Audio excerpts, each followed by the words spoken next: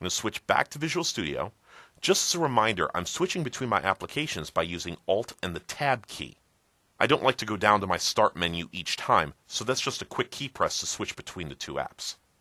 Now my class right now has absolutely nothing in it, so my control is an empty control that has no capabilities whatsoever. We want to extend the functionality of an existing control, so I'm going to use inheritance. By adding a colon and saying stack panel, I'm telling Visual Studio that my overlap stack panel takes on the behavior of an existing stack panel. Now you notice that didn't come up in my IntelliSense. That's because the only namespaces that my application knows about are shown up at the top, and it doesn't know what a stack panel is. You'll see this a couple times, and anytime that it occurs, just right-click on the text that Visual Studio doesn't know and tell it to resolve the text. The easiest way is with a using command, and as soon as I click that, stack panel turns teal again, and now it recognizes what a stack panel is. Let me save, switch back over to Blend, and build my project. Now if I go to my asset library and search for my overlap stack panel, it's not showing up. Now my toolbar overflow panel is because it's got a similar name, but I can't find the one that I created myself. I'm going to click on the Custom Controls tab though, and there's my overlap stack panel. The controls in the Control tab only refer to ones that are already in existing resource dictionaries or in libraries that are in your project. Any custom controls that you create will show up in this tab. So I'm going to select the overlap stack panel and drag one out. Now since I haven't changed the overlap stack panel itself, the behavior of it is going to be the same as a standard stack panel. So when I select it and drag a couple rectangles out, those rectangles are going to be displayed from top to bottom, stacking on top of each other. But if you notice, each rectangle starts and stops where the previous rectangle ended, and that's the behavior that I actually want to change in this particular layout panel.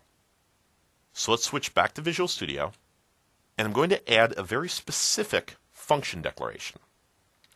Now I'm going to type this real quick, and then I'll explain what all the pieces of it do.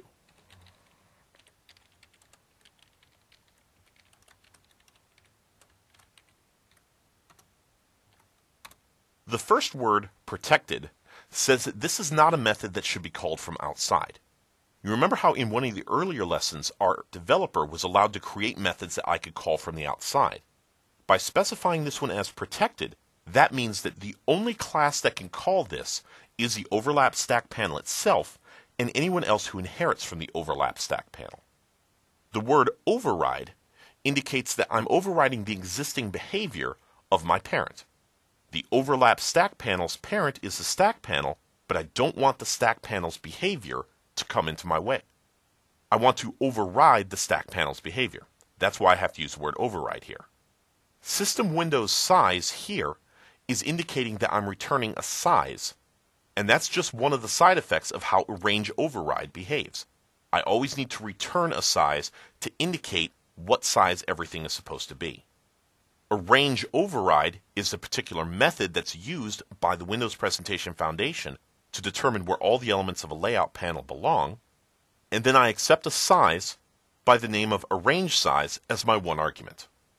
The signature for this method is another one of the files you'll find in the gems folder inside your project files on your desktop. So okay, now what do I do here? I've gone ahead, and this method is going to be called anytime my stack panel needs to lay elements out. The first thing I want to do is I want to get all of the children of my stack panel so I can position them.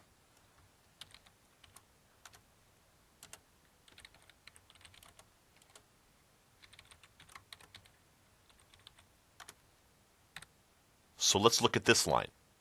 A UI element collection is simply a collection of UI elements. It makes sense based on the name. A UI element is any button, panel, anything that we want to show in our layout panel.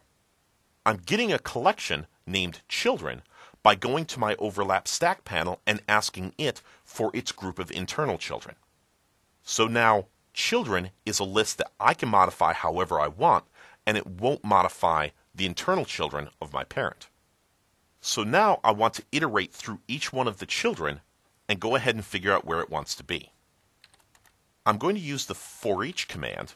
When forEach is paired with a code block, it will run that code block for each element in the collection that it's assigned to. What I'm going to do is I'm going to go for each UI element. Now, it didn't let me type UI element there. It thought I wanted UI element collection. The reason for that is that UI element is in a different namespace.